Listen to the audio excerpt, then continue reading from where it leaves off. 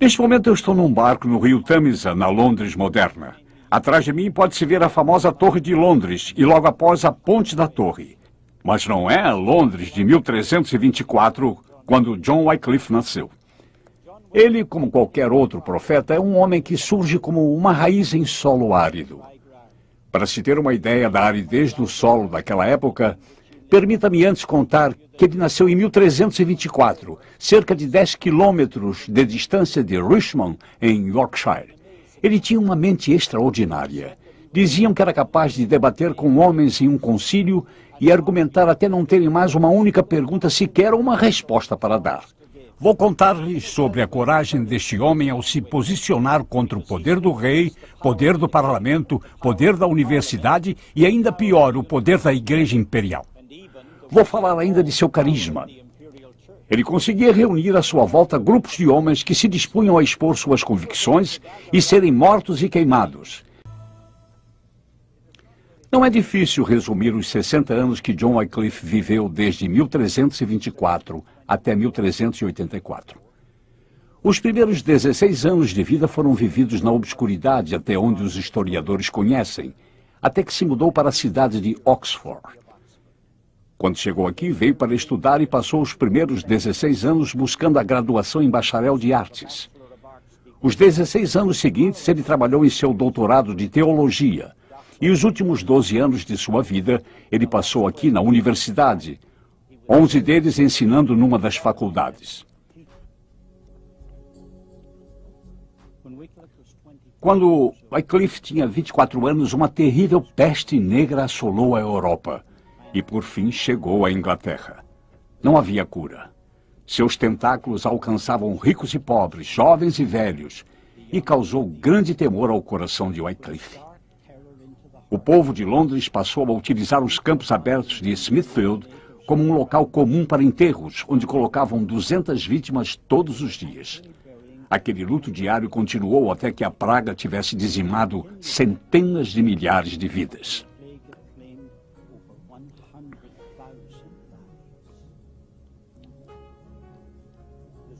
Não há dúvida de que essas pragas causaram um grandioso efeito na vida de Wycliffe. Na verdade, dois dos maiores fatores que fizeram deste homem um reformador, um deles está relacionado a essas pragas. Isso trouxe um incrível efeito espiritual sobre sua vida. Eu não sei porquê, mas pela convivência com a morte, ele passou a ter um grande temor de Deus. Isso fez pensar em suas prioridades e então começou a reformulá-las. Ele perdeu todo o medo do homem. Não importava mais para ele se era o Papa ou o potentado, até onde lhe dizia respeito. A verdade era a máxima prioridade. Essa experiência espiritual em sua vida penetrou fundo em seu coração. De fato, isso tocou em cada fresta de sua alma. Ele foi transformado e passou a ter todo um novo relacionamento com Deus. O segundo fato significante que ocorreu em sua vida foi devido ao ambiente aqui na Universidade de Oxford. Ele veio para a Faculdade Queen's, mas se formou em Merton.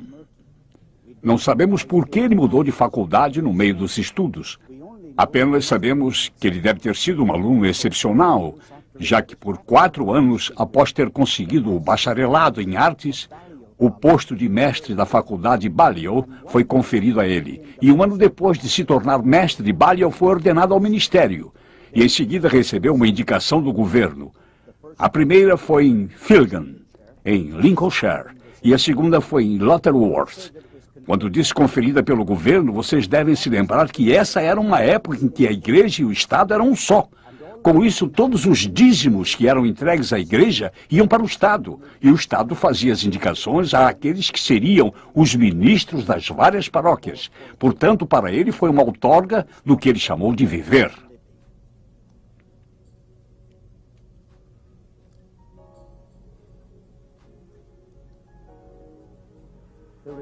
Não há dúvida de que sua estada aqui em Oxford causou um efeito enorme em sua vida como um reformador. A maneira como eles faziam as coisas naquela época, a atmosfera acadêmica, era diferente. Não era uma simples questão de ser capaz de fazer suas anotações durante a aula e reproduzi-las nos exames. O que eles faziam naquela época era definir seu talento através do quanto você era capaz de defendê-lo em público. Esses debates eram comuns e assim ele se tornou um mestre em debates. As coisas começaram a ficar menos cinza e bem mais preto ou branco. Segundo sua opinião, certo era certo e errado era errado, e o certo tinha que prevalecer naquela época. Duvidar era deslealdade. Vacilar seria pecado. Sua experiência de conversão trouxe-lhe suas prioridades. Sua experiência em debates trouxe-lhe suas definições e ambas trouxeram a ele suas convicções. Não há dúvida quanto a isso. Foram nesses salões de aprendizagem que nasceu o reformador. A influência do Wycliffe crescia. No decorrer de 2 anos, o rei o conferiu a reitoria de Lutterworth e, finalmente, foi indicado para capelão ao rei. Outra batalha nesta Guerra Fria com Roma foi no campo da teologia. Wycliffe censurou a doutrina da transubstanciação. A doutrina era uma inovação recente, datando apenas de 1215. A igreja afirmava que os elementos da comunhão eram transubstanciados no real corpo e sangue de Cristo. Wycliffe viu sérios problemas na interpretação dada pela igreja. A sua investigação sobre esses assuntos causou a morte de homens nobres que foram queimados 125 anos depois por causa de sua oposição a esta doutrina. Apesar de tudo isso, o fato de Wycliffe ter recebido seu doutorado em 1372 sugere que ele não era considerado herético pela igreja naquela época. Sua caneta poderosa de 1360 a 1381 DC. Um sentimento de desesperança religiosa entristecia seu espírito. Então John Wycliffe admoestava seus pupilos acerca das grandes imoralidades daquela época. E então ele pegava sua caneta e escrevia. Sem dúvida, seus escritos influenciaram profundamente os alunos da faculdade Balliol. Estou neste momento na sala de jantar da faculdade e é um hall de recordações. Há retratos pendurados nas paredes de alguns dos mais famosos ex-alunos, entre eles, por exemplo, um primeiro-ministro. Quando John Wycliffe percebeu que influenciar o corpo de estudantes da faculdade Balliol não era suficiente, foi então que ele dedicou-se a exercer sua influência através da escrita. Não podemos deixar de lembrar que naquele tempo não existiam máquinas impressoras. Todo documento tinha que ser escrito a próprio punho e esmeradamente reproduzido com o objetivo de circular entre o público. Não sabemos exatos quantos documentos ele escreveu, mas certamente sabemos que havia 200 manuscritos distintos que vieram das mãos de Wycliffe.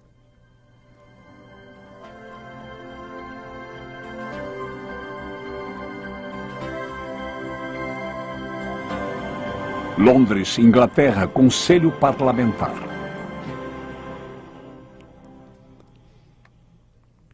A próxima sucessão de eventos importantes nos escritos de Wycliffe veio em 1366, quando ele decidiu com o parlamento ir contra um tributo que estava sendo exigido pelo Papa Urbano V. Ele considerava as solicitações do Papa inconstitucionais, porque violavam o estatuto parlamentar e, ao mesmo tempo, eram injustificadas. Eles promoveram a divisão da Igreja e Estado, que exigiu que Wycliffe se postasse de um lado ou do outro. Ou ele defendia a Igreja, ou defendia o Estado. Naquela ocasião, ele acreditava que a Igreja estava sendo injusta com o Estado. Sua posição trouxe-lhe certo privilégio, não apenas com a realeza, mas também com os membros do parlamento, pelo qual ele, de fato, se tornou o capelão do rei em 6 de novembro de 1375. Sua caneta se tornou a arma que ele usava com habilidade. Em seus escritos, ele se tornara tanto dinâmico quanto forte. Ele declarou convicções ousadas, como a citação: "A Inglaterra não pertence a ninguém. O Papa é apenas um homem sujeito ao pecado. Mas Cristo é o Senhor dos senhores, e este reino é sustentado diretamente e unicamente por Cristo. Ele considerou a divisão entre Roma e Londres irreconciliável.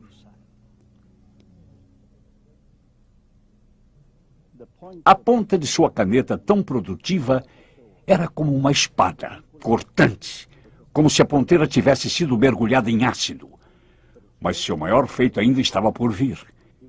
Ele produziria uma Bíblia na linguagem do homem inglês comum, mas antes dele realizar isto, teve que enfrentar a fúria de uma igreja ofendida.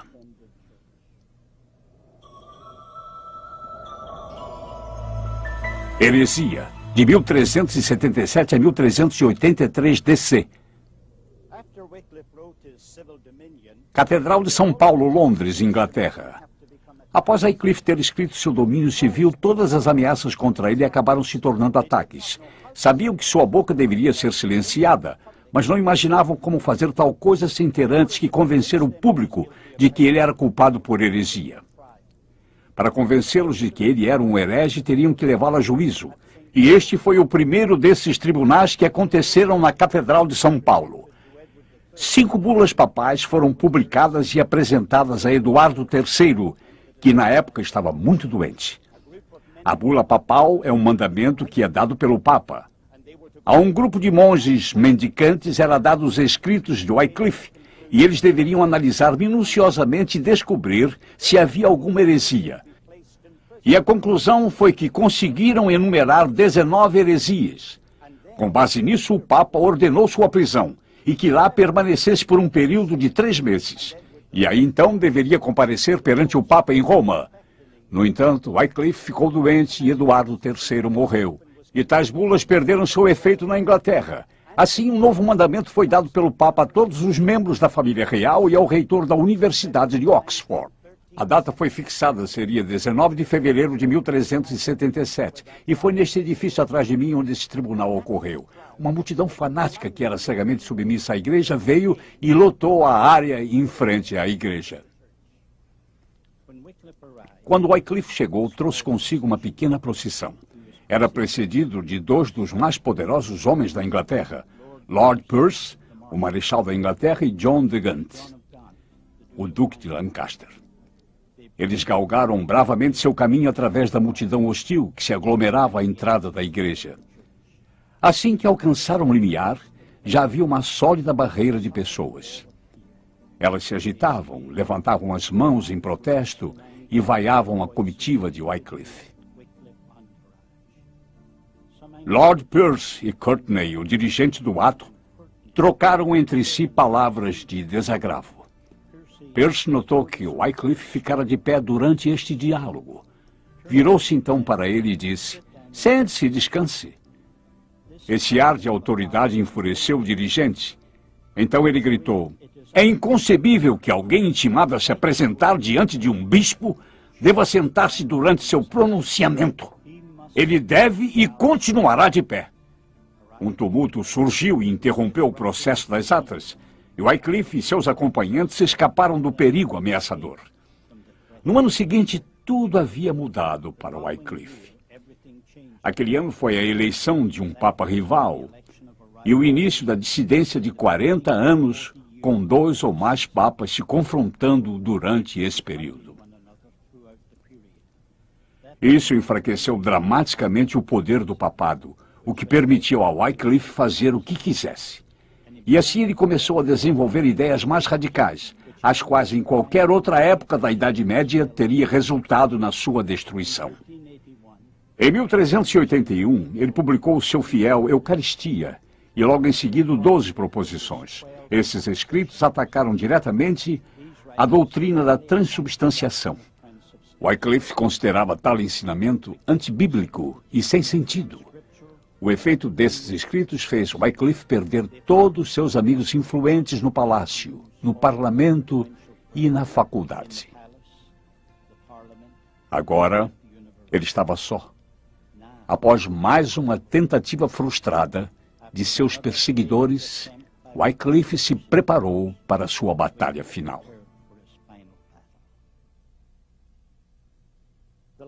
O último julgamento que teve que enfrentar foi em 1383 e ocorreu aqui na cidade de Oxford.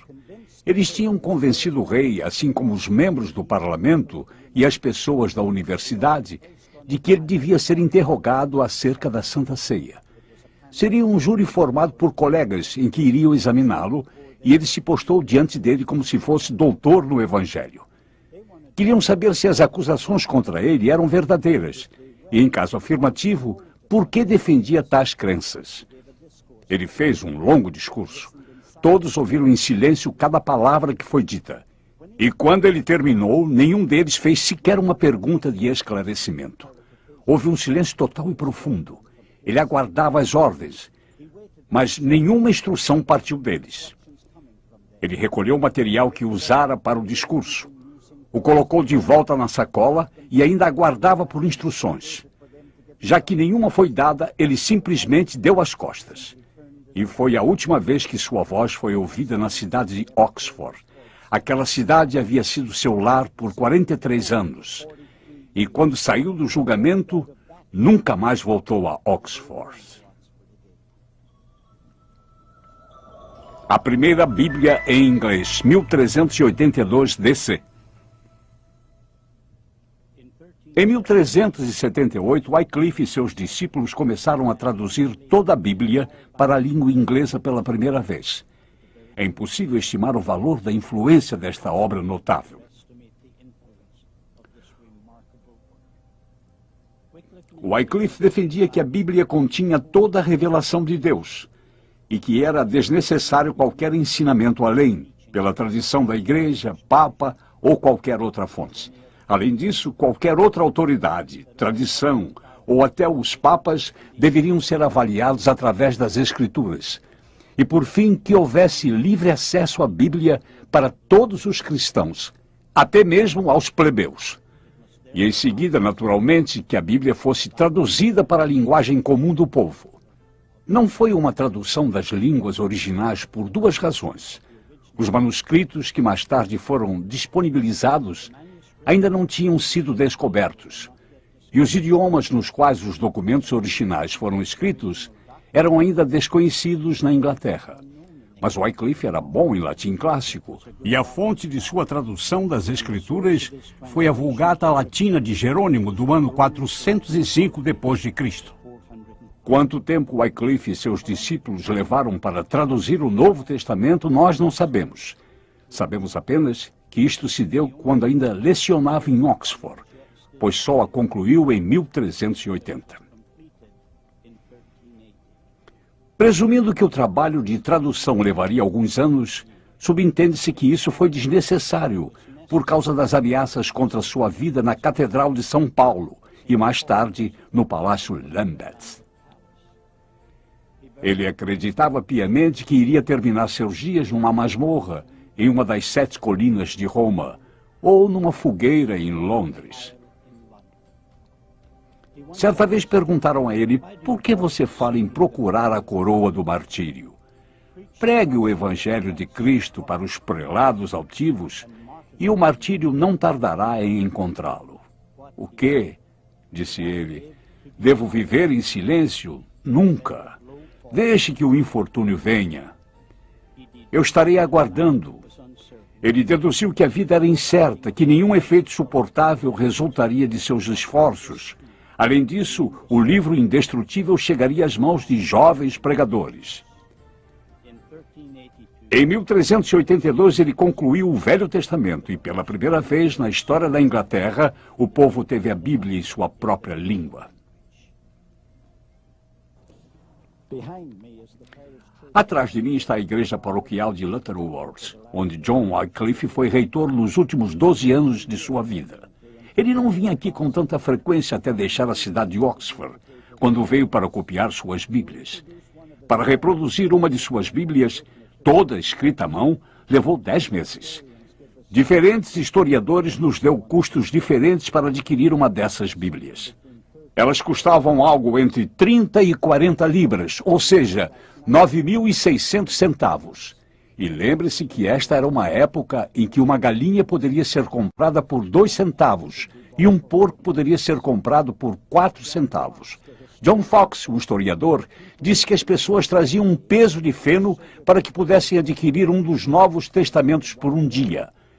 E era registrado que alguns deles trabalhavam por um mês e davam todos os seus ganhos de um dia de trabalho para obter uma página da Bíblia.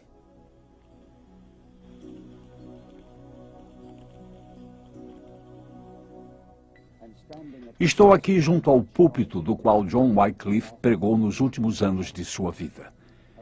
Percebo que este é um púlpito moderno, se comparado a outros, mas entendo que há fragmentos da Bíblia que datam daquela época. Estranho quando se pensa nisso. Dos limites deste pequeno pódio, sua voz ecoou tão claramente que alcançou de norte a sul esta nação. E em seus últimos dias, suas pregações não saíram deste púlpito, e sim desta alcova à minha esquerda. Foi em 28 de dezembro do ano de 1384 que o famoso reitor da paróquia celebrou sua última comunhão do ano. De fato, esta veio a ser a última comunhão de sua vida. Ele conduziu por um tempo a cerimônia até que sofreu um infarto. E a providência divina o fez retirar-se, e ele tombou sobre a cadeira que está bem atrás de mim. 4 homens se levantaram da congregação e, em silêncio, caminharam em sua direção. E pegaram a cadeira pelos 4 cantos com seu corpo ainda ali, e em reverência a trouxeram por esta porta lateral, e depois através dos jardins. 2 dias depois, em 31 de dezembro, deu seu último suspiro.